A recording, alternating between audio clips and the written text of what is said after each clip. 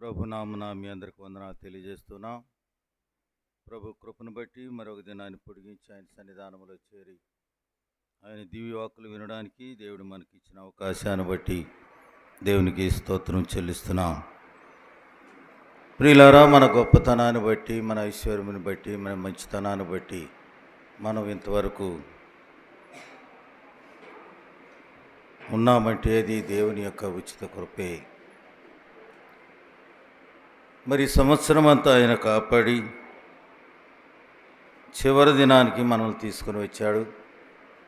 ప్రతి విధమైన కీడుల నుంచి, అనారోగ్యత నుండి, శోధల నుంచి, బాధల నుంచి ఆయన తప్పించి మరి ఆయన మన పట్ల చేసిన మహోపకారమును బట్టి మరి దేవునికి స్తోత్రం చెల్లిస్తున్నాం. ప్రియులారా, మరి దేవుని వాక్యాన్ని మన కొన్ని భాగాలు మనం కొంత ధ్యానం చేద్దాం. ఎఫెసీయులకు రాసిన పత్రిక, అపోస్తలుడైన పౌలు ఎఫెసీయులకు రాసిన పత్రిక 4వ అధ్యాయం 29వ వచనాన్ని నేను చదువుతున్నాను. వినువారికి మేలు కలుగునట్లు అవసరమును బట్టి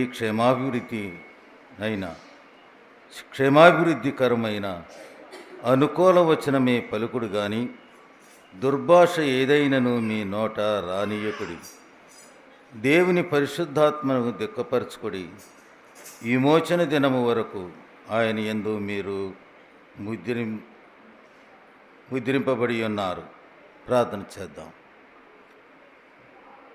మమ్మల్ని మిక్కిలిగా ప్రేమించిన మా పరలోకపు తండ్రి, దయగలిగిన మా గొప్ప దేవ, మహోన్నతుడా, మహిమల రాజా, నీకు వందనాలు స్తోత్రాలు చెల్లిస్తున్నా.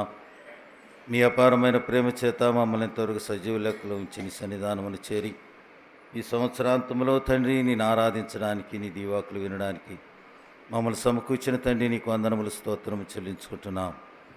ఆరాధనలో మీరు సహాయం చేశారు, మీకు స్తోత్రాలు. తిరుగు కొద్ది నిమిషములు నీ సన్నిధానంలో నీ దీవాకులు విన్నట్టుండగా తోడుగా ఉండమని, అల్పుడు నువ్వు బలహీనున నాయన మీరే నోటి బోరుగా ఉండి నీ మాటలే పలుకుట రాయపరచమని, విన్న వాక్యాన్ని హృదయాల్లో భద్రపరుచుకొని బిడ్డలు జీవించడానికి కృప చూపమని, మీరే మహిమ పొందమని యేసుక్రీస్తు నామమున వినయంతో ప్రార్థన చేస్తున్నాము తండ్రి, ఆమేన్.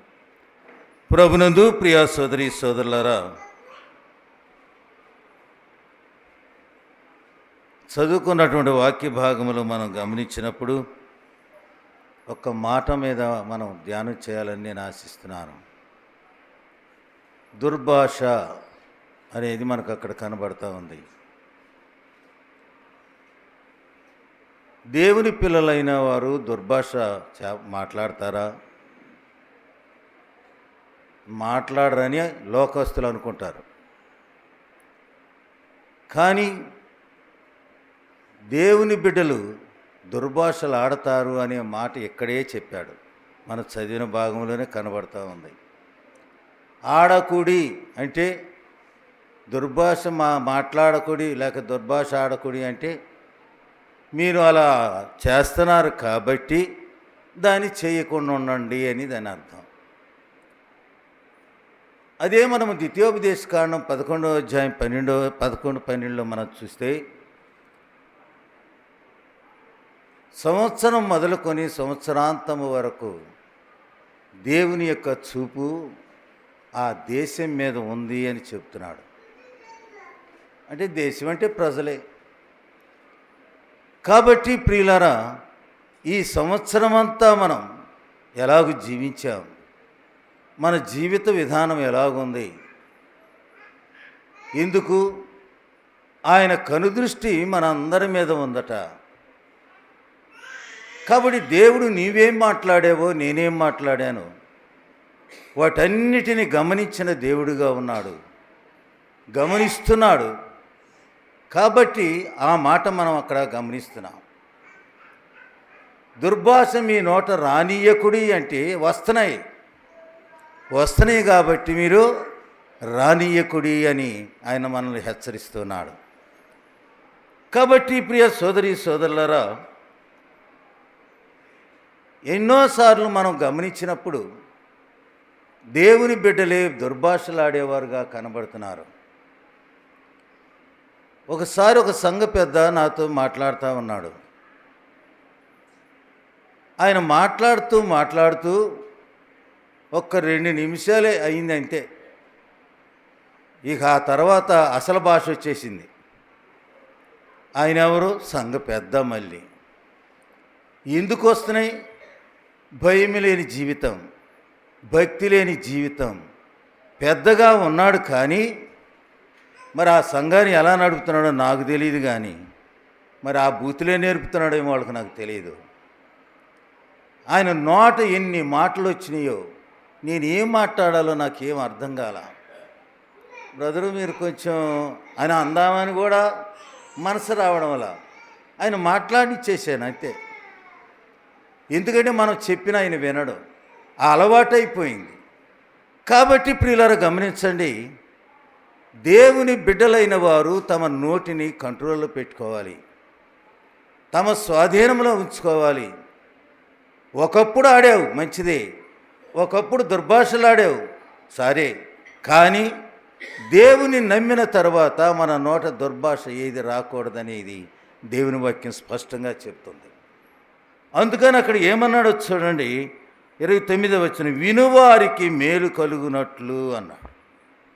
కాబట్టి దేవుని బిడ్డలైన వారి మాటలు వినువారికి మేలుగా ఉండాలి అన్నాడు. ఒకప్పుడు కీడును తలంచేవేమో, ఒకప్పుడు నానా రీతులుగా మాట్లాడేవేమో. వారు నీవు మాట్లాడినా వారు విన్నారు, వెళ్ళిపోయారు. కానీ దేవుని బిడ్డలైన వారి యొక్క మాటలు వినాలి, ఇంకా వినాలనిపించేటట్లు ఉండాలి, కానీ మన నోట దుర్భాష ఏది ఉండకూడదు అన్నాడు. ఇంకా అక్కడే చెప్పాడు చూడండి, 29వ వచనం, వినువారికి మేలు కలుగునట్లు అవసరమును బట్టి క్షేమాభివృద్ధికరమైన అనుకూల వచనమే పలుకుడు కానీ మీ నోట దుర్భాష ఏదైనను మీ నోట రాకూడదు, రానియ్యకుడి అన్నాడు. ఆ రానియ్యకుడి అనే దానిలోనే కనబడుతుంది. అంటే మీ నోట వస్తున్నాయి, జాగ్రత్త. నమ్మనప్పుడు మనం మాట్లాడాం, కానీ నమ్మిన తర్వాత మన నోట దుర్భాష రాకూడదు. ప్రియుల, నేను గర్వంగా చెప్తాను, ఇంతవరకు నా నోట బూతు రాదండి. మీకు నమ్మండి నమ్మకపోండి. ఎందుకంటే చిన్నప్పటి నుంచి మా తల్లి మమ్మల్ని అలా పెంచింది.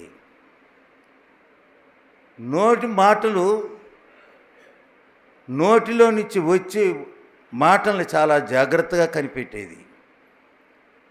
అందువలన ఎంత కోపం వచ్చినా మీరు నన్ను తన్ని ఈడ్చినా నాకు రాదు. ఎందుకంటే మొట్టమొదటి నుంచి మాకు అలవాటు లేదు. మాకు అసలు అది మా మదర్ టీచర్ కాబట్టి ఏది చిన్నది వచ్చినా అంతే కొట్టేసేది, అంతే. కొట్టడంలో కూడా అట్ట ఇట్ట కాదు, పడగొట్టడమే. మరి ఆ పడగొట్టబడ్డే నేను ఈనాడు ఒక్క మాట కూడా మా నోట రాదని నేను ధైర్యంగా చెప్తున్నాను. అదే సమయంలో దేవుని నమ్మిన బిడ్డలమైనటువంటి మనం దేవుని యొక్క భయం కాని ఉంటే, నా దేవుడు నన్ను చూస్తున్నాడు, నా మాటలను గమనిస్తున్నాడని కానీ నీవు ఆలోచిస్తే నీ నోట బూతు రాదు. కానీ వస్తున్నాయి అంటే సరైనటువంటి విశ్వాసం లేదు, సరైనటువంటి దేవుని భయం లేదు, ఇంకా చెప్పాలంటే అసలు భక్తే లేదు. భక్తి కలిగిన వారు ఎప్పుడు భయముతో ఉంటారు, భయము కలిగిన వారు ఎప్పుడు భక్తితోనే జీవిస్తారు. కాబట్టి అందుకని ఇక్కడ చెప్పాడు, క్షేమాభివృద్ధికరమైన అనుకూల వచనమే పలుకుడు కానీ దుర్భాష ఏదైనా నువ్వు మీ నోట రానియకుడి. ఎందుకన్నాడు? పరిశుద్ధాత్మను మీరు దుఃఖపరచకండి అన్నాడు. క్రమమైన రీతిలో జీవించడానికి దేవుడు మనకు పరిశుద్ధాత్మునిచ్చాడు. మనల్ని కంట్రోల్ చేయడానికి ఆయన మనకు పరిశుద్ధాత్మనిచ్చాడు. ఆ పరిశుద్ధాత్ముని యొక్క నడిపింపులో మనం నడిస్తే మనం దుర్భాషలు ఆడమండి. ఎందుకిచ్చాడు? ఎందుకున్నాడు పరిశుద్ధాత్ముడు? మనం సరైన మార్గములలో నడవడానికి, సరైన మాటలు మాట్లాడడానికి ఆయన మనకు పరిశుద్ధాత్మలో ఇచ్చాడు. మనం ఆయనను కూడా ధిక్కరిస్తున్నాం. అందుకని అన్నాడు, పరిశుద్ధాత్ముని దుఃఖపరచబాకండి. ప్రియ సోదరి సోదరులారా, మరి మన జీవితంలో మన నోరు ఏం మాట్లాడుతుంది? ఈ సంవత్సరం అంతవరకు వచ్చాం. గత సంవత్సరం అంతా, ఈ సంవత్సరం అంతా ఏం మాట్లాడావో నీకే తెలుసు. కాబట్టి దేవుని బిడ్డలైన మనం దుర్భాషలు ఆడకూడదనే సంగతిని మనం చూస్తున్నాం. ఈనాడు దుర్భాష వలన విశ్వాసులు దిగజారిపోయినటువంటి స్థితిలో ఉన్నారు. నేను చాలామందిని ఎరుగుదునండి. నేను అతిశయంగా చెప్పలేదు, నేను ఈ అబద్ధాలు చెప్పట్లేదు మీకు. నేను విన్నాను కాబట్టి మీకు చెప్తున్నాను. అలాంటివి ఉండకూడదు. దేవునికి అవమానం తెచ్చేవారిగా మనం అవమానం తెస్తున్నాం. అభ్యంతరకరమైనటువంటి మాటలు అనేకులు మనల్ని అంటున్నారు, వారు నోరేం మారలేదయ్యా, వాళ్ళు ఎలాంటి విశ్వాసులు అంటున్నారు. మరి మీ ఊరిలో అనలేమలే, మా ఊరిలో అంటున్నారు. కాబట్టి నోటిని బట్టి కూడా మనం అనేకులను రాబట్టుకోవచ్చండి. మన భాష ఒకప్పుడున్న భాష ఇప్పుడు ఉండడానికి వీలు లేదు. అంటే ఏదో ప్యాషన్గా మాట్లాడమని కాదు నా అర్థం. దేవుని పదాలు మన నోట ఉండాలి, కానీ లోక సంబంధమైనవి ఏమీ ఉండకూడదనే సత్యాన్ని మనం ఇక్కడ గమనిస్తున్నాం. కాబట్టి మనం జీవిస్తున్నాం లోకములో, అనేకులకు అభ్యంతరకరంగా మనం జీవించకూడదు. మన మాటలు వినువారికి మేలుకరముగా ఉండాలి, కానీ వారు ద్వేషించేవారిగా ఉండకూడదు. ఇక సాల్లే అన్నట్లు ఉండకూడదనే సత్యాన్ని ఇక్కడ మనం చూస్తున్నాం. కాబట్టి మేలుకరమైన మాటలు ఉండాలని, అంతేకాదు ఇక్కడ చెప్పాడు అతి సారవంతమైనవిగా ఉండాలన్నాడు. ఇక్కడ మనం గమనిస్తే మన మాటల్లో సారం అంటే మన మాటల్లో వారికి మేలుకరమైన మాటే ఉండాలి, కానీ లేక అందులో కొంత వారు నేర్చుకునేదిగా లేక కొంత అనుసరించేదిగా ఉండాలి, కానీ ఆ సారం ఉండాలి. కానీ ఏం పనికిమాలిన మాటలన్నీ మాట్లాడి మనం సమయాన్ని వృధా చేసేవారుగా ఉండకూడదు ప్రియులారా. అదే ఇక్కడ చెప్తున్నాడు. కాబట్టి మన మాటలు ఎలాగ ఉండాలో పేతురు పత్రికలో చెప్పాడు, ఉప్పు వేసినట్లు ఉండాల. ఉప్పు లేకపోతే ఎలాగుంటుందో మనకు తెలుసు. మరి ఆ ఉప్పు వేసినప్పుడు ఎట్లా ఉంటుందో తెలుసు. మరి రుచికరమైనదిగా ఉండాలి అన్నాడు. అక్క నువ్వు ఇంకా కాసేపు చెప్పు అక్క మాటలు అంటే ఈ కాదు, లోకరీత్యా కాదు, అవి కావాలని కోరుకునేవాడు చాలామంది ఉన్నారు. దేవుని మాటలు ఇంకా చెప్పక్క లేక చెప్పన్నయ్య అనేటట్లు ఉండాలి, కానీ మనం దుర్భాషలు మన నోట రానియకూడదు అనే సంగతిని ఇక్కడ చెప్తున్నాడు. కాబట్టి ప్రియులారా, దేవుని బిడ్డలంగా ఎన్నోసార్లు కనబడకుండా లోకానికి లేక లోకం వినకొని ఎన్నో దుర్భాషలు మాట్లాడుతూ ఉంటాం. కాబట్టి నువ్వు మాట్లాడుతున్నావో మాట్లాడలేవో ఇది నీకే తెలుసు. ఒక్కసారి ఆలోచించండి, ఈ సంవత్సరంలో నువ్వు ఎన్ని మాట్లాడావో. మరి అక్కడ దేవుని వాక్యం ఏం చెప్తుంది? మీరు మాట్లాడకూడదు అన్నాడు. ఎంత నువ్వు రుచికరమైన మాటలు మాట్లాడేవో నీకే తెలుసు, వారికి అభ్యంతరకరమైనవి ఎన్ని మాట్లాడేవో నీకే తెలుసు. మరి అలాంటప్పుడు మరి దేవుడు మనకు ఆజ్ఞ ఇస్తున్నాడు, మీ నోట రానియకుడి అన్నాడు. మరి ఆయన ఎన్నో శ్రమలు పొందాడు, బాధలు పొందాడు, హింసలు పొందాడు, ఏడవబడ్డాడు, కొట్టబడ్డాడు, నల్లగొట్టబడ్డాడు, ఉమిరి సహించాడు. ఇవన్నీ మనమైతే సహించం, కానీ ఆయన సహిస్తూ మానవాకారంలో ఉండి కూడా ఆయన ఏం మాట్లాడినటువంటి దేవుని మనం చూస్తున్నాం. మరి అలాంటి ప్రభు బిడ్డలమైన మనం మరి ఆయన నమ్మిన తర్వాత మరి అలాంటివి ఉండవచ్చా? అలా మాట్లాడవచ్చా? కాబట్టి అలా ఉండకూడదు అనే సత్యాన్ని దేవుడు మనకు నేర్పిస్తున్నాడు. ప్రియులను మనం గమనిస్తే దేవునికి వ్యతిరేకంగా అనేకులకు బాధకరంగా మనం మాట్లాడేవారిగా ఉండకూడదు. అలా ఉంటున్నాయి కాబట్టి మీరు మాట్లాడబాకండి అని దేవుడు ఆజ్ఞాపిస్తున్నాడు. ఉదాహరణగా మనం చూసినప్పుడు సౌలు యొక్క జీవితంలో మనం చూస్తే 20వ అధ్యాయం, మొదటి సమూయేలు గ్రంథం 20వ అధ్యాయం 30వ వచనంలో మనం చూసినప్పుడు సౌలు గొర్రె చర్మము కప్పుకొనిన తోడేలు అన్నారు. అంటే పైకి మాత్రం భక్తి గొర్రెలాగా ఉన్నాడు, కానీ ఆ చర్మం కప్పుకున్న వాళ్ళలాగా ఉన్నాడు, కానీ ఆయన అంతా కపటం, ద్వేషం, అసూయ ఆ సౌలులో మనం గమనిస్తాం ప్రియుల. సౌలు యొక్క జీవితం అదే. అయితే దేవుని చేత అభిషేకించబడిన వాడు అయినటువంటి సౌలు తన జీవితంలో ఎంత పవిత్రంగా ఉండాలి, ఆయన యొక్క మాటలు ఎంత పవిత్రంగా ఉండాలి, అలాగూ లేవు. కానీ ఆయన ఏమన్నాడు 20:30 మనం చూడగలం. తాను సౌలు యోనాతాను మీద కోపపడి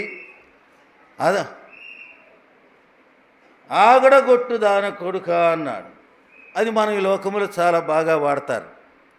కాబట్టి ఆ మాట చూడండి. దేవుని చేత అభిషేకించబడిన వాడు, రాజుగా చేయబడ్డాడు. అలాంటి వాడు ఎలాంటి మాటలు మాట్లాడుతున్నాడో ఆలోచించండి. మీ నోట రాదా? ఖచ్చితంగా మాట్లాడి ఉంటారు మీరు. ఎందుకంటే ఇది అలవాటు లోకంలో. ఆ పదాలు బాగా వాడుక. అలాగ వాడేవారు ఉన్నారు. ప్రియ సోదరి సోదరుడా, ఒక్కసారి ఆలోచించుకో. ఈ సంవత్సరంలో నేను ఎన్ని మాట్లాడాను. కాబట్టి వాటి ఇకనైనా నూతన సంవత్సరంలోకి అడుగుడిపోతున్నాం. మరి పాత సంవత్సరంలో ఎన్నో మాట్లాడాం. మరి వాటన్నిటి నుండి దూరపరచబడి దేవుని బిడ్డలుగా జీవించడానికి మనం నిర్ణయించుకుంటే అది మనం మాట్లాడడం ప్రియుల. కానీ సంవత్సరం ఇలాగే జరుగుతూనే ఉంటున్నాయి, కానీ మార్పు లేని జీవితాలే కనబడుతున్నాయి. మీలో కానీ నాలో కానీ ఉండవచ్చు. మరి మార్పు లేని జీవితం ఉన్నప్పుడు ఎన్ని సంవత్సరములు గడిచినా వాటి వల్ల ఏమైనా ప్రయోజనం ఉందా? సంవత్సరం బాగున్నాడు, ఏమేమో చెప్పమంటే ఏమేమో చెబుతారు. ఇవాళ నేను అట్టు చేశాను, నాకు ఎట్టు వచ్చింది, ఏమేమో చెప్తా. నూతన సంవత్సరం నేను చెయ్యాలని నిర్ణయాలు కూడా చేసుకుని వెళ్తారు కొత్త సంవత్సరంలోకి. కానీ ఇవి అట్నే వదిలేస్తారు. మార్పు లేదు. నూతన సంవత్సరంలో కూడా నూతన అనుభవం లేదు, కానీ మళ్ళీ పాత క్రియలే, పాత మాటలే వస్తున్నాయి. మరి ఎన్ని సంవత్సరాలు గడితే మనకి ఎందుకండి? కొత్త సంవత్సరం అని ఎందుకు చెబుతున్నారు అంటే డేటు లేక ఇవి మారినాయి కాబట్టి సంవత్సరం కొత్తదే, కానీ మన జీవితాల్లో కొత్తతనం లేనే లేదు, ఉండదని కూడా నేను చెప్తున్నాను. ఎందుకంటే అలవాటు అయిపోయింది మనకి. అది ఇక్కడ చూస్తున్నా ప్రియులారు. కాబట్టి దేవుని చేత అభిషేకించబడిన కాడు, కానీ తన భాష సరిలేదు. కాబట్టి ప్రియులారా, దేవుని చేత ఏర్పరచబడిన వారు మనం. రాజుల యాజక సమూహం అన్నాడు, సొత్తైన ప్రజలు అన్నాడు. మరి అంత గొప్ప ఆధిక్యతలు దేవుడు మనకిస్తే మరి మన నోట ఏమొస్తున్నాయి? ఇంకా బూతులు ఏమైనా వస్తున్నాయా? ఇకనైనా ఆలోచించండి. అందుకే మరి ఈ సంవత్సరం శివరాంతంలో ఈ మాటలు చెప్పాలని నేను ఆశిస్తున్నాను. కాబట్టి చాలాసార్లు కోపంలో ఏమైనా ఏందక్కా నువ్వు ఆ మాటలు అట్లా మాట్లాడుతున్నావు, దేవుని బిడ్డమని ఎవరన్నా అన్నారనుకోండి, ఏందమ్మా నాకు కోపం వస్తే అంటే కోపం వస్తే మాట్లాడతారా? అంటే దేవుని బిడ్డ కోపం వస్తే మాట్లాడతారా? మాట్లాడకూడదని చెప్తున్నాను. కాబట్టి కోపం వచ్చినా తాపం వచ్చినా మన నోరుని చాలా జాగ్రత్తగా పెట్టుకోవాలి ప్రియులారా. ఎందుకంటే మన నోటి మాట వలన అనేకులకు అభ్యంతరము అన్నాడు. అనేకులు మనం దేవుని యొద్దకు తీసుకురావడానికి అది ఎంతో ఆటంకరమైనవిగా కనబడుతున్నాయి ఈనాడు. అందుకని ఇక్కడ చెప్తున్నాడు. కాబట్టి కోపంతో మనం మాట్లాడినా సౌలు తన స్థితిని బట్టి అలా మాట్లాడితే మేలా, మనకు ఆశీర్వాదాలు ఏమైనా ఉన్నాయా? కానీ అభిషేకించబడినటువంటి సౌలు దేవునికి వ్యతిరేకమైన మాటలు మాట్లాడాడు, మాటలాడనటువంటి మాటలు మాట్లాడాడు. కాబట్టి అలాంటి వాడికి ఏ స్థితి ఏర్పడిందో తెలుసా? రాజులకు వెళ్ళిపోయింది. రాజుగా తీసివేయబడ్డాడు. తన స్థితిని బట్టి తన కత్తి మీద అతనే పడి చచ్చాడు. దేవుడు మనల్ని చంపకపోబట్టి మనం ఇంకా అలాగుంటున్నాం. కాబట్టి దేవుని కోపము సౌలు మీద ఉంది ప్రియులారా. ఎందుకు? నేను అభిషేకించిన వాడు ప్రజలను క్రమమైన రీతిలో ఏలవలసినటువంటి వాడి ఇలాంటి దుర్భాష మాట్లాడుతున్నాడు అని తన స్థితిని అంతా ఆయన చేసిన క్రియలు చాలా ఉండేలేని వాటన్నిటిని బట్టి దేవుడానికి శిక్ష విధించాడు. ఏమిటయ్యా శిక్ష అంటే తన కత్తి మీద తనే పడి చనిపోయాడు. రాజరికం వెళ్ళిపోయింది. అయితే ప్రియుల మనం చేసేటువంటి ఒకవేళ అప్పుడు కనపడకపోవచ్చు, వాటి వలన మనకి కొంత నష్టం అప్పుడప్పుడు కనపడకపోవచ్చు, కానీ తర్వాత అయినా వాటి యొక్క ప్రభావం ఉంటుందనే సత్యాన్ని మర్చిపోబాకండి. అదే మనం ఇక్కడ గమనిస్తున్నాం. కాబట్టి దేవునికి దూరం అయిపోయాడు, అలాంటి తన రాజరికాన్ని పోగొట్టుకున్నాడు, నష్టపోయాడు. ఇక్కడ మనం గమనించినప్పుడు దేవుని బిడ్డలమైన మనం ఎలా జాగ్రత్తగా మాట్లాడాలో ఆ సంగతిని గురించి ఇక్కడ మనం ఉదాహరణగా సౌలుని తీసుకొని మనం చెప్పుకున్నాం. రెండవదిగా మనం ఇక్కడ గమనిస్తే చాలామంది బూతులు సరదాగా మాట్లాడేవాళ్ళు ఉన్నారు. చాలామంది పనులకు వెళ్తూ ఉంటారు. వెళ్తూ ఉన్నప్పుడు వారి భాష చూస్తే మరి అందులో విశ్వాసులు ఉన్నారో లేరో నాకు తెలియదులే. వారు మా భాషలు చూస్తుంటే ఒక ఆమె ఏదో మాట్లాడుద్ది, లేక ఒక ఆయన ఏదో మాట్లాడతాడు, వీళ్ళంతా నవ్వుకుంటారు. అంటే ఎప్పుడైతే ఈ నవ్వులాటకు దిగారో అప్పుడు వారి నోట ఇంకా ఎక్కువైపోతుంది. అందుకని దేవుని బిడ్డలైన వారు సరదాగా కూడా మాట్లాడేవారుగా ఉండకూడదు. కొంతమంది ఎవరన్నా ఏమైనా బూతులు ఆడారనుకోండి, ఆ బూతుల్ని ఏదో బూతులు ఆడారని చెప్పరు, వాళ్ళు ఏం బూతులు ఆడారు అవి ఖచ్చితంగా చెబుతున్నారు ఈ విశ్వాసుల నోటితో. నీ నోట దూషణ మాటలు ఉండకూడదు అన్నారు. అంటే వారు ఎవరైనా చెప్పనివ్వండి, వాళ్ళు ఇట్లా అన్నారంటే సరిపోద్ది, కానీ వీళ్ళు చెప్పి విశ్వాసులే ఇట్లా అన్నారు, ఆ ఎక్కెట్ట అంది లేకపోతే ఆ అన్నెట్ట అన్నాడని వీళ్ళు మళ్ళీ ఆ బూతులు మాట్లాడి చేస్తున్నారు. ఎంత దౌర్భాగ్య స్థితిలో ఉన్నారండి. అవి చెప్పాలా, మళ్ళీ అవి అనాలా? అంటే వీళ్ళకి ఎందుకు నేను ఆ మాట చెప్తున్నానంటే అవి మాటలు అనడానికి వీళ్ళకి ఇంట్రెస్ట్గా ఉంది, దాని మీద అంత ఆసక్తి ఉంది. అందుకని ఒకప్పుడు ఆడినోళ్ళు కదండి, అందుకని మరలా అది ఒక వంక తీసుకొని ఆ బూతులు మాట్లాడేవారుగా ఉంటున్నాం. జాగ్రత్త ప్రియులారా, నవ్వులాటకు కూడా మనం బూతులు ఆడకూడదని దేవుని వాక్యం చెబుతుంది. చూడండి దేవుని వాక్యం ఎఫెసీ రాసిన పత్రిక, అప్పొస్తలుడైన పౌలు ఎఫెసీయులకు రాసిన పత్రిక 5వ అధ్యాయం 4వ వచనంలో చెప్తున్నాడు, కృతజ్ఞతావచనమే మీరు ఉచ్చరింపవలని కానీ మీరు బూతులైనను పోకిరి మాటలైనను సరసోక్తులైనను ఉచ్చరింపకూడదు, అవి మీకు తగవు. ఎవరికి? యేసు ప్రభును నమ్మినటువంటి వారికి. ఆరాధన చేస్తున్నవే ఎట్లా ఆరాధన చేస్తున్నారు ప్రియులారు గమనించండి. అంటే మిమ్మల్ని అంటలేదులే, వాక్యాన్ని బట్టి చెప్తున్నారు. కాబట్టి అలాంటి వారు ఎలా చేస్తున్నారు? అసలు ఆరాధన అంటే భయం లేకుండా చేస్తున్నారండి ఈనాడు. హెచ్చరికలు చేస్తున్నారు, ఇలా చేయకూడదు, ఇటు చేస్తే నష్టం ఉంది అని చెప్పినా ఇష్టానుసారమైన ఆరాధనలు చేస్తున్నారు. ఇక బాప్తీసాలంటే ఇక నా ఈ మామూలు అయిపోయినాయి. ఆయమ్మ తీసుకుంది కాబట్టి నేను తీసుకోవాలి, ఆయన తీసుకున్నాడు కాబట్టి నేను తీసుకున్నాను, అంతేగాని సరైనటువంటి రక్షణ నిశ్చేత లేకుండా చేస్తున్నారు.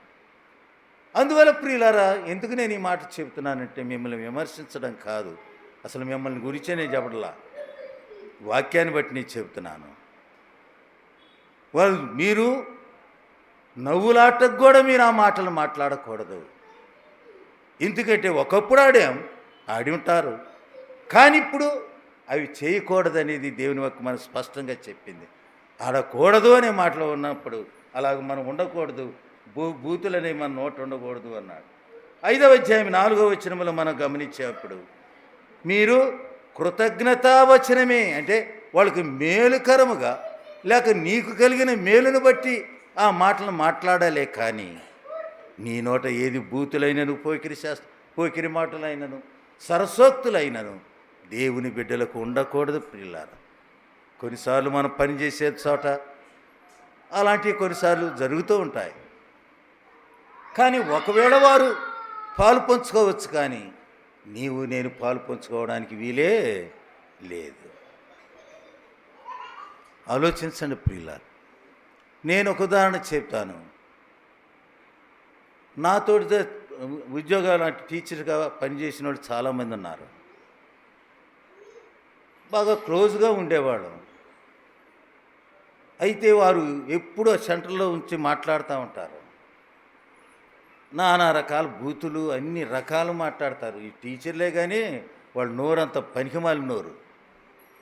టీచర్లు ఎవరైనా ఉంటే ఏమనుకోబాకండి. వారు మరి ఆ పాఠాలు ఎట్లా చెప్తున్నారో నాకు తెలియదు, కానీ నోరు తెరిస్తే బజారుల్లో బూతులే. అట్లా మాట్లాడేవాడు నాకు తెలుసు కాబట్టి నేను అటు ఇటు పోతా వస్తూ ఉంటా, చూస్తూ ఉంటా. రండి మాస్టర్ గారు అంటారు, సరే పోతా ఒక్కొక్కసారి. ఇక నా మాటలు మనం వినలేము అని నేను వెళ్తున్నాను అనుకోండి, వాళ్ళు ఏమంటారో తెలుసా? అబ్బో దైవభక్తుడు, నన్ను ఎగతాళి చేస్తారు. చేయనివ్వండి, కానీ వారితో నేను విజ్జోడుగా ఉండడానికి వీలు లేదు. ఇక అక్కడ నేను ఉంచడానికి కూడా నాకు వీలు లేదు. ఎందుకని? వారి భాష వేరుగా ఉంది. అలాంటి స్థితి నుండి మనం తప్పించుకోవాలే, కానీ మనం వారిలో పాలు పంచుకోకూడదు ప్రియులారా. వాళ్ళు చేస్తున్నారని నేను కూడా నవ్వుతూ ఉన్నాను అనుకోండి, దేవునికి ఎంత అవమానం ప్రియులారా. అలా అందుకనే నీకు ఉదాహరణగా చెప్పాను. కాబట్టి అదే ఇక్కడ చెప్తున్నాడు, మీరు ఏమి మీకు తగవు అని అడిగినైతే దానికి ఆ 3 అక్షరాలకి ఎంత బాధ్యత ఉందో ఒకసారి ఆలోచించండి. అసలు మీకు తగదు. ఇక్కడ కూర్చున్నవారు, ఆరాధన చేసిన వారు, వారికి ఏ పరిస్థితిలో కూడా అది తగదు. కాబట్టి మన నోట ఏది ఉండకూడదు అనే సంగతిని మనం గమనిస్తున్నాం. చాలా సరదాగా మాట్లాడేవారు ఉంటారు. కాబట్టి అలాంటి వాటిలో కూడా మనం పాలు పంచుకునేవారుగా ఉండకూడదనేది మనం గమనిస్తున్నాం. మూడవదిగా మనం చూసినప్పుడు, కొంతమంది భయపెట్టడానికి, కొంతమంది వారిని బలహీనులు చేయడానికి దుర్భాషలు ఆడేవారు ఉన్నారు. కొన్నిసార్లు అధికారుల్ని తిట్టేవారు ఉన్నారు. వాడు తిడితే కానీ వాడు సరిగా రారు అంటారు. కొన్నిసార్లు వాడు అట్ట అంటే కానీ వాడు మన జోలికి రాడు అంటారు. విశ్వాసులు కూడా అండి, అవి కూడా మనం చేయకూడదు అన్నాడండి. అలాంటివి కూడా మీ అధికారులకు మీరు లోబడి ఉండాలి, కానీ మీరు అధికారుల్ని భయపెట్టాలని లేక వారిని దుర్భాషలు ఆడేవారిగా మీరు ఉండకూడదు అని దేవుని వాక్యం చెబుతుంది. ఎలాగూ మనం గమనిస్తే దేవుని వాక్యంలో మనం చూసినప్పుడు, సన్హెరీబు రాజు ఉన్నాడు, అష్షూరు రాజు. ఆ అష్షూరు రాజు ఇశ్రాయేలుల మీద దండెత్తాడు. యెరూషలేమును పట్టుకోవాలని ఆ రాజు దగ్గర ఉన్నటువంటి సైన్యాధ్యక్షుడు ఉన్నాడు, రబ్షాకే అనేవాడు. ఆ రబ్షాకేకే చెప్పి ఆయన పంపించాడు యెరూషలేంకి ముట్టడించమని. ఆ వెళ్ళినటువంటి వాడు ఏం చేశాడు, అక్కడ ఉన్నటువంటి ఇశ్రాయేల్ ప్రజల్ని నానా తిట్లు తిట్టాడు. అవన్నీ అక్కడ ఉన్నాయి. అంటే హిజ్కియా రాజుని దూషణగా మాట్లాడడం అంటే అధికారే కదండి, రాజు అయినా రాజును దుర్భాషలాడాడు, ఇష్టానుసారంగా చెప్పాడు. వాడికేం తెలుసు, వాడి వల్ల ఏమవును, లేకపోతే వాడు నమ్ముకున్నటువంటి దేవుడి వల్ల ఏమవును. ఈ రబ్షాక్ అనేవాడు ఎంత దుర్మార్గంగా మాట్లాడాడు. లేకపోతే నన్ను ఇట్లా జయముట్టానికి మేము దగ్గర రమ్మన్నాడా, నానా రీతిలుగా మాట్లాడాడు. అయితే ప్రియులారు, ఇక్కడ మనం గమనిస్తే ఏదో ఒక విధంగా ఇశ్రాయేలు ప్రజలను బలహీనపరిచి ఆ యెరూషలేమును ముట్టడించాలని ఎంతగానో ప్రయత్నం చేశారు. రాజు అనేటువంటి హిజ్కియాని ఎంతగానో తిట్టారు, ఎన్నో చేశాడు ఆ రబ్షాక్ అనేవాడు. అక్కడ ఒక మాట మనం గమనిస్తే చూడండి, యెషయా గ్రంథం 37వ అధ్యాయంలో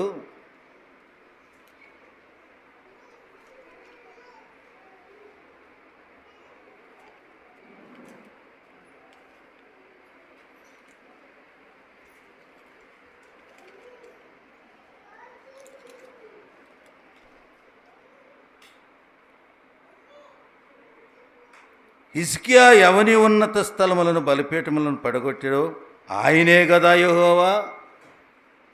చూడండి ఎంత ఎగతాళిగా మాట్లాడుతున్నాడు దేవుని గురించి కూడా. మీ దేవుడు అలాంటి వాడేగా అని రబ్షాకే అనేవాడు. అక్కడ ఉన్నటువంటి ఇశ్రాయేల్ ప్రజలు ఉన్నారు. అక్కడ నలుగురు పేరు షబ్నాయి, శాస్త్రి, ఎల్యాకీము అనే వారితో ఈ మాటలు మాట్లాడుతున్నాడు. కాబట్టి ప్రియ సోదరి సోదరుడా, అధికారులను ఏదో భయపెట్టాలని, వారి ద్వారా ఏదో మేలు పొందాలని మనం నోటి మాటను మనం దుర్భాషలు ఆడేవారిగా ఉండకూడదు.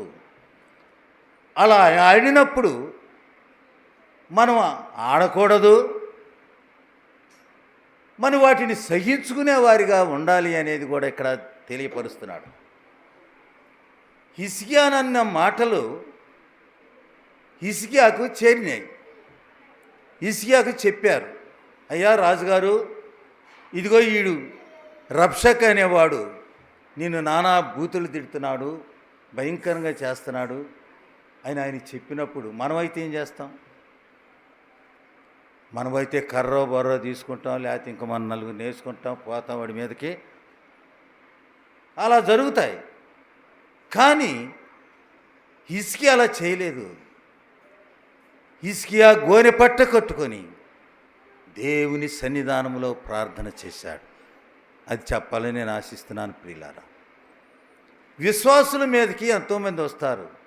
నీ తోటివారో లేక ప్రక్కవారో నానా రీతులుగా మనకి కొన్ని శోధనలు వస్తాయి. వచ్చినప్పుడు వారు నన్నేవ్వండి, అదే చెప్పాడు యెషయా. వారు ఇష్టం వచ్చినట్టు మాట్లాడినివ్వండి, దేవుడు వింటున్నాడు, ఆయన చూసుకుంటాడు. అదే పందాలు హిజ్కియా అలాగే ఏం మాట్లాడలేదు. దేవుని బిడ్డలకు అదే కావాలి ప్రియులారా. వాడు మాట్లాడాడని మనం కూడా బూతులు మాట్లాడదామా? కాబట్టి అలా మాట్లాడకూడదు. అందుకని హిజ్కియా ఏం చేశాడు? ఆయన చేయవలసిన కార్యం చేశాడు. దేవుని సన్నిధానంలో గోనెపట్టు కట్టుకొని దేవుని సన్నిధానంలో ప్రార్థన చేశాడు. ప్రియులారా, దేవుని కార్యం జరగదా? అలా ప్రార్థన చేశాడు. ప్రార్థన చేయడమే కాదు, వారిని మరలా యెషయా దగ్గరికి పంపించాడు. అయ్యా, నేను ఏమి చేయాలి? వీడు ఈ రకంగా బూతులు మాట్లాడాడు, ఏమేమో వచ్చి మాట్లాడుతున్నాడు, నేనేమి చేయాలంటే 37వ అధ్యాయం చూడండి. అక్కడ హిజ్కియా చేసింది చెబుతున్నాడు. 37వ అధ్యాయం. హిజ్కియా విని తన బట్టలు చింపుకొని గోనె పట్టు కట్టుకుని యెహోవా మందిరంలోకి పోయి గృహ నిర్వాహకుడు ఎల్యాకీమును, శాస్త్రియగు షబ్బానును, యాజకులలో పెద్దలను, ఆమోజు కుమారుడైన ప్రవక్తైన యెషయా యొద్దకు పంపాడు. ఆయన ఏం చెప్పాడో చూడండి. ఆయన అష్షూరు రాజును గద్దించునేమో, కాబట్టి నిలిచిన శేషము కొరకు నీవు హెచ్చుగా ప్రార్థన చేయి అన్నాడు. ఈయన ఏదైనా సపోర్ట్ ఇస్తాడేమో అని ఆయన చెప్తే యెషయా ఏమంటున్నాడు? దేవుడి మాటలు వింటున్నాడు కాబట్టి ఆయన సహాయం చేస్తాడు. కాబట్టి నీవు హిజ్కియా ప్రార్థన చెయ్యి. చూసారా? కాబట్టి ప్రియులారా, ఎందుకని మన సాక్ష్యాలు ఉండడం లేదు? మన గ్రామాలలో, మన చుట్టుపక్కల ఉన్న వారితో ఎందుకని మనకు సాక్ష్యం ఉండడం లేదంటే ఇవే కారణాలు. వారు ఏదన్నా అంటున్నారు, వారు అన్యులు, వారు ఏదో నోటితో అంటారు. కానీ మనం ఏ పరిస్థితుల్లో మనం వారిని దూషించేవారిగా ఉండకూడదు. మనం చేయవలసింది దేవుడు చెప్పిన మార్గమే ప్రియులారా, మనం ప్రార్థన చేయడమే.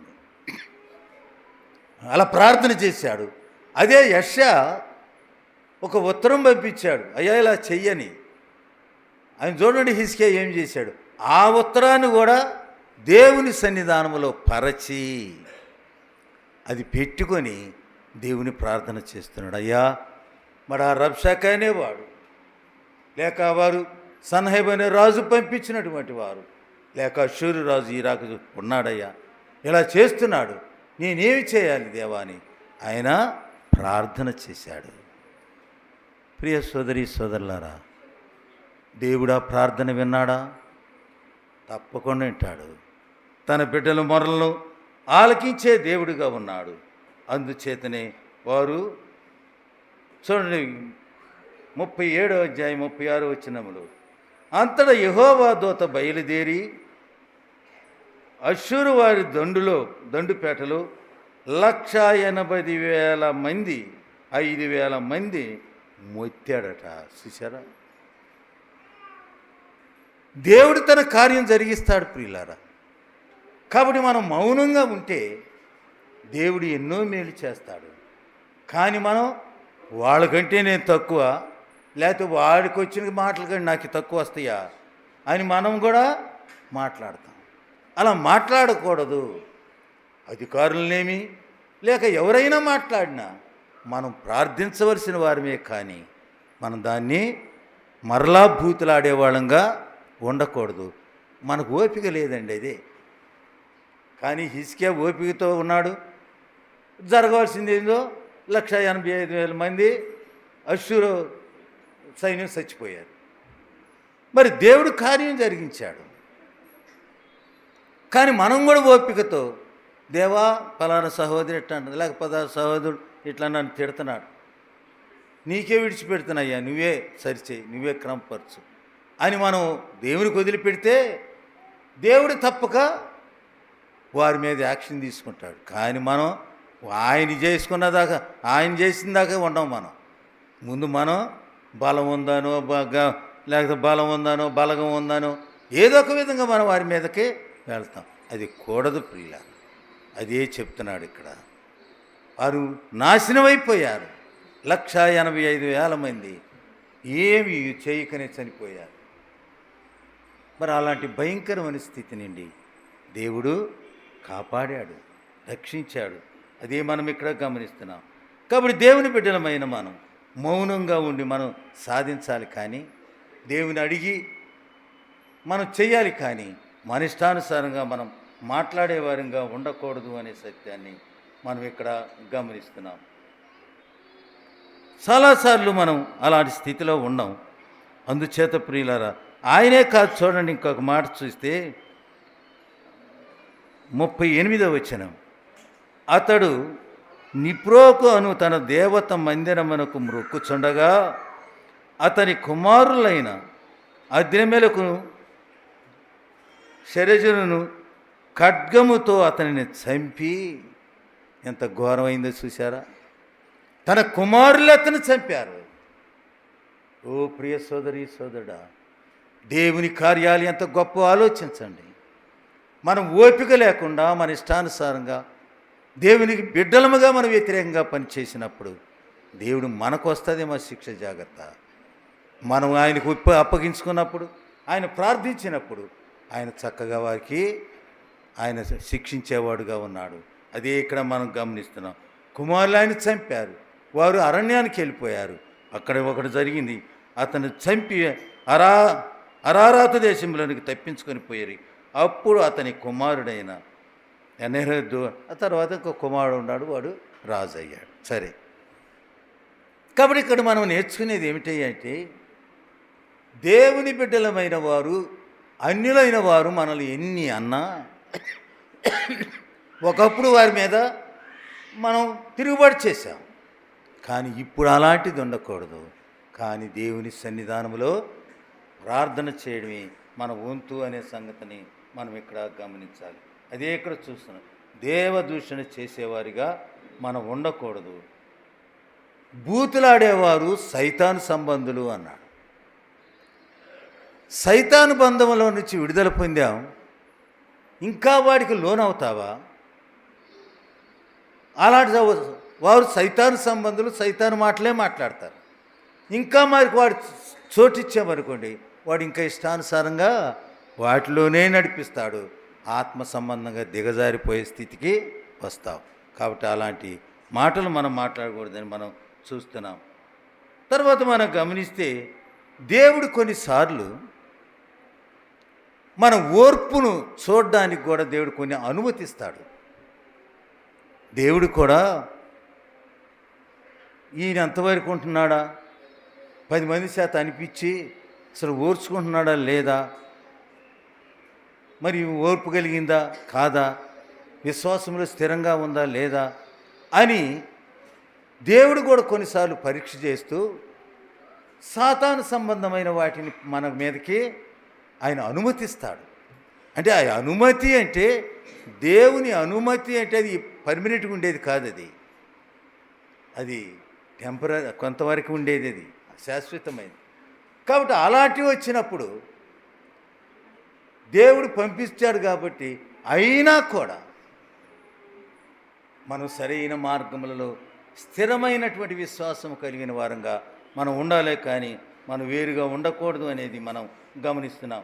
చూడండి, దేవుని వాక్యంలో మనం చూస్తే ప్రకటన గ్రంథం 13వ అధ్యాయం 5-6 వచనాల్లో, ప్రకటన గ్రంథం 13వ అధ్యాయం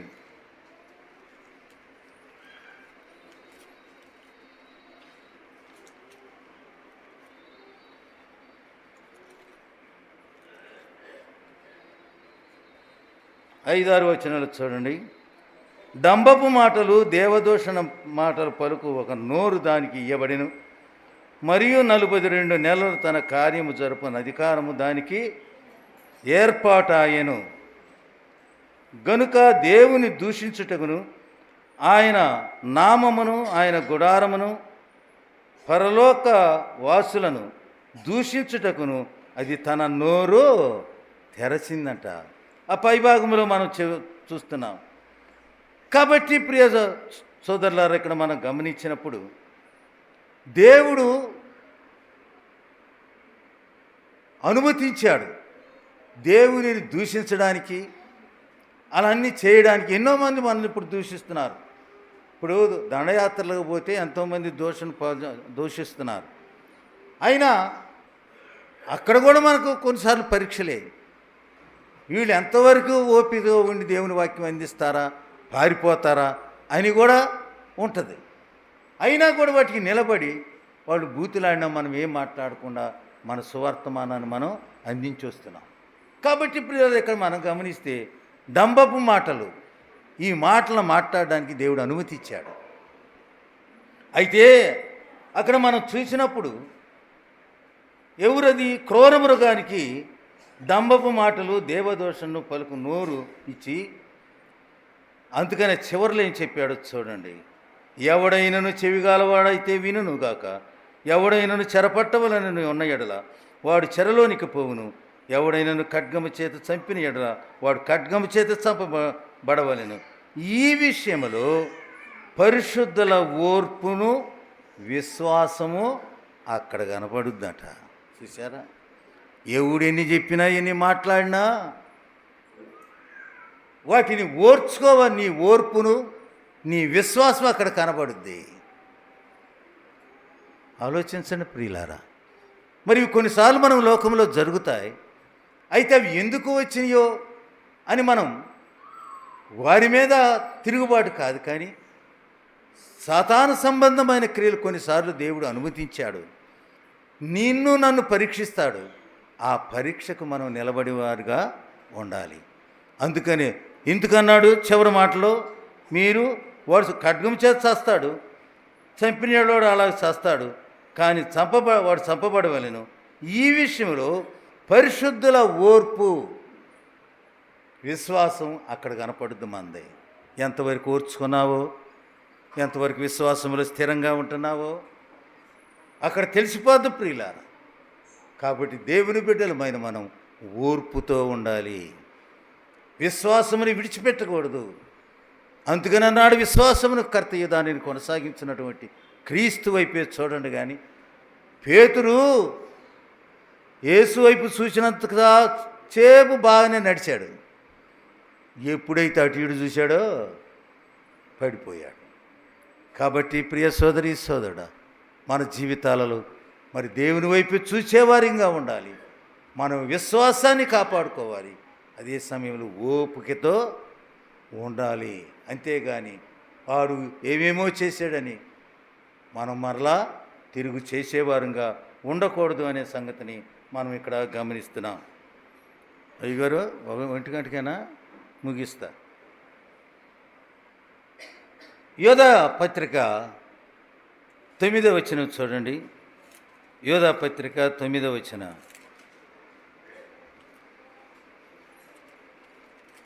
ఇక్కడ ఒక ఆయన చూస్తాం.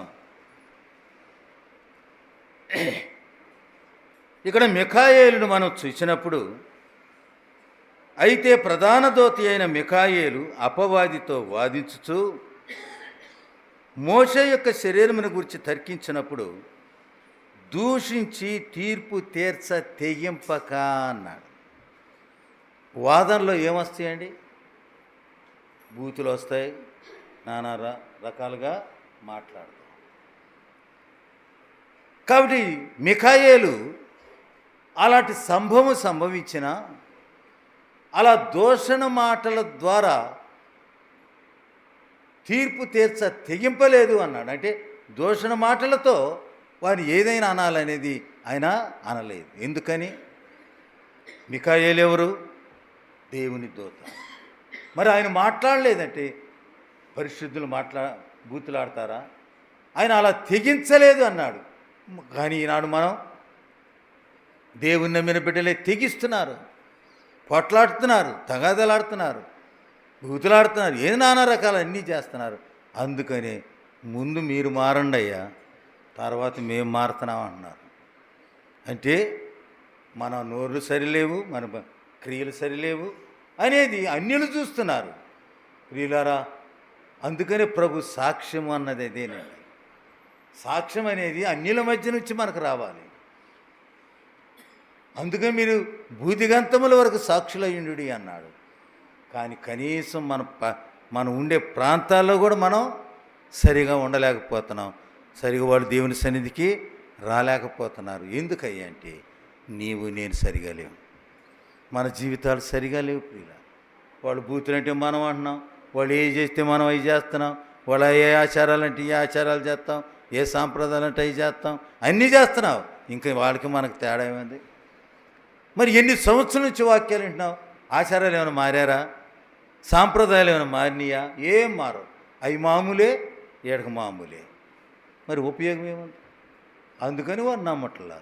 వారు తప్పేం కాదు, అంత మందే తప్పు. కాబట్టి ప్రియులు, అలాంటి స్థితిలో మనం ఉండకూడదనేది అందుకని ఒకే మాట చెప్పాడు. కొరింథీయులకు రాసిన 2వ పత్రిక 5వ అధ్యాయం 17వ వచనం.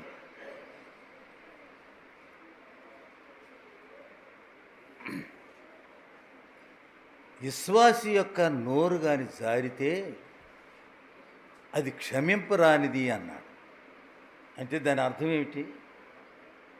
పరిశుద్ధాత్మునికి వ్యతిరేకంగా చేస్తే క్షమాపణ లేదన్నాడు.